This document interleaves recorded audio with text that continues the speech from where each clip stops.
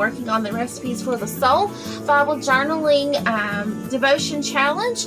And this is the little index card spiral little journal that I was talking about. I got this at Walmart. Actually, my mom got it for me.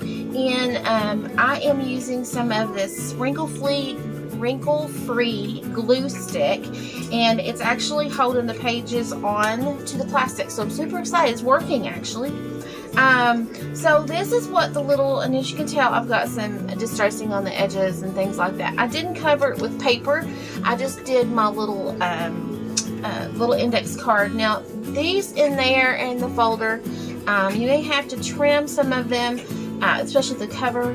For some reason I had to trim it a little bit, so don't worry about that, but these will fit in here perfectly. So I am working on this. I haven't decided what I want to do here yet. I may put like an activity or something on there, but here are the little index cards. And what I did was, if in case you're noticing, I actually flipped the book around. This is actually supposed to be the back of the book, because the front has this little piece right here, but actually I'm going to use this for storage. So I flipped the book around, and because I wanted my lines actually on the back so that I could journal,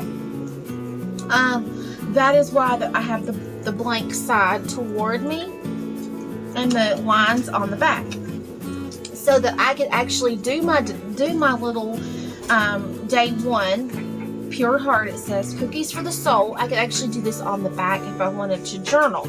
Now also, you can also use these in your Bible.